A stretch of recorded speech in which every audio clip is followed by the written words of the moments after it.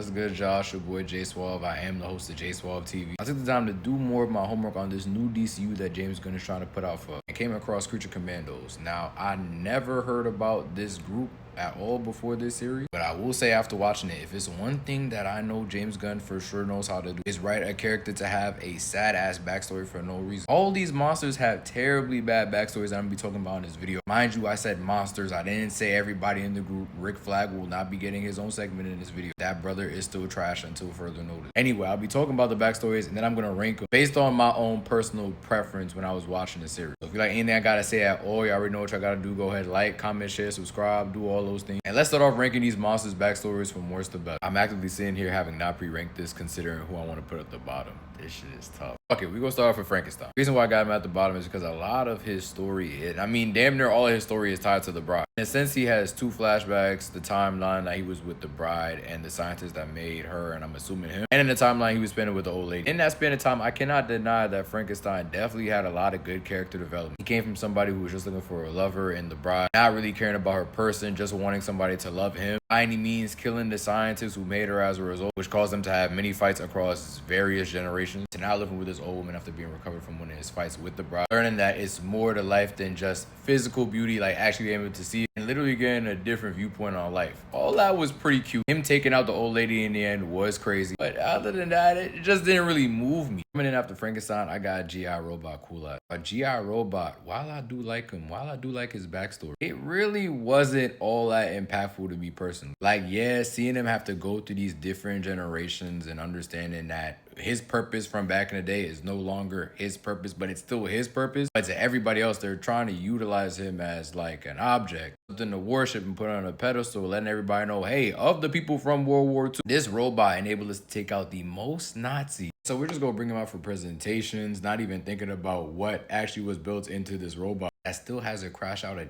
even the mention of the word Nazi. The end of his backstory was really effed up when somebody picks him up out of this, I think, pawn shop, then brings him to a Nazi meeting for some reason, and I'm guessing you know the rest from there. Really good backstory in my opinion. I love the way G.I. Robot went out, but compared to his comp, he gotta stay where he at right now. His top four is where shit get tough. Shit's so hard to this very moment, I don't even know who I'm about to put in there. Alright, now a lot of y'all might look at me crazy for this, but I got Dr. Phosphorus coming right after G.I. Robot. Y'all will be looking at me crazy for a good reason. This man's backstory was crazy. Bro was so excited to start working his new job, just to start working and not meet the results or the demands of the company. So they don't reprimand him, they reprimand his entire family, killing his wife, and I think he had a kid, just because he wasn't able to deliver. He had to be the only person on this staff, because there's no reason that they did his family like that. But to make matters worse, they taunt this man after killing his family, trap him in this chamber. I don't even know what kind of chamber it is, but somehow this chamber ended up turning this man's body into this. The get back that he got after this was mad vicious. Like, shit was so crazy, he ended up taking over the organization that hold his whole family. Son got employees, he got people dressing up like they out the map. Looking back, I really did enjoy the get back that Dr. Phosphorus was able to get in this flashback, but it just didn't hit me as much as the other ones that I'm about to name. Coming in with that third spot, we got the Weasel. Now, the Weasel just got did so foul in his flashback, because literally, bro was just trying to mind his business. Not too much though, because you really were right next to them kids. Like, you could have watched him from a much further distance. But nonetheless, the kids spot him and they get to playing. You know, it's real wholesome. The Weasel, he not biting nobody, he not scratching nobody. They all having a good time. But you know, haters is always gonna hate. This old white man sees the kids having fun with this 12-foot Weasel. He decides to go take matters into his own hands, grabbing the gun from his crib, coming back to the school and trying to shoot up this Weasel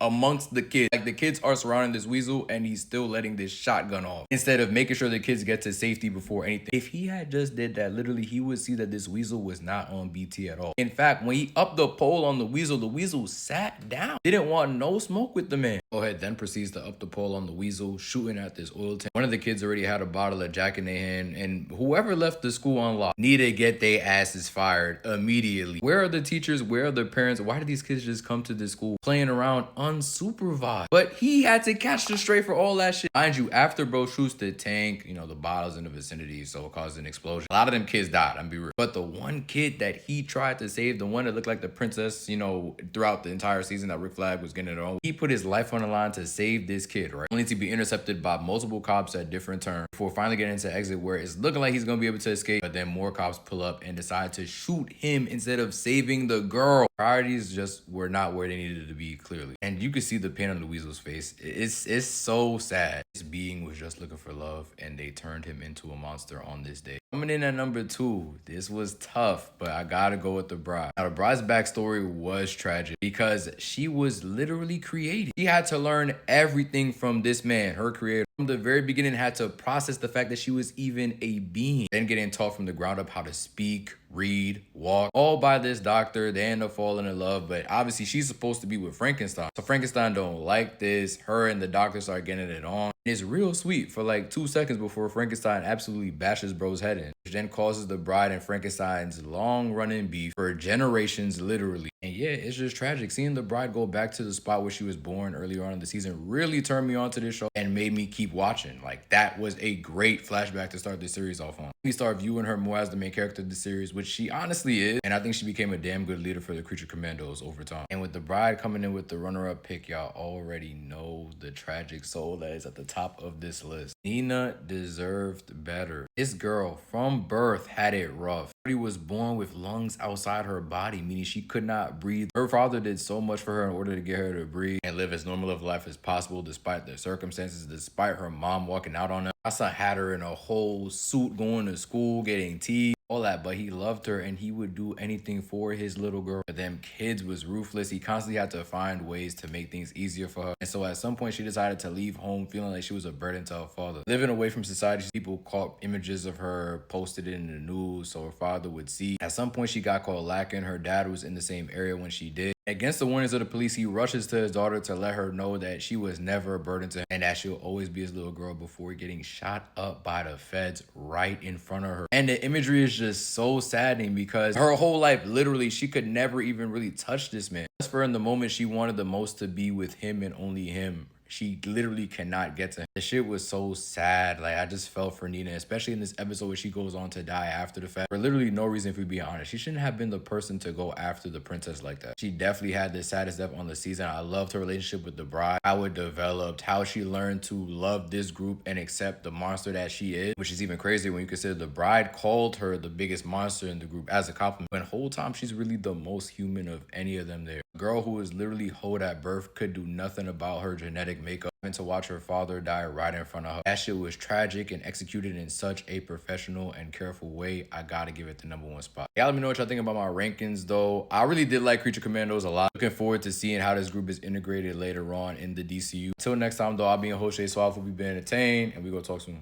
Peace out.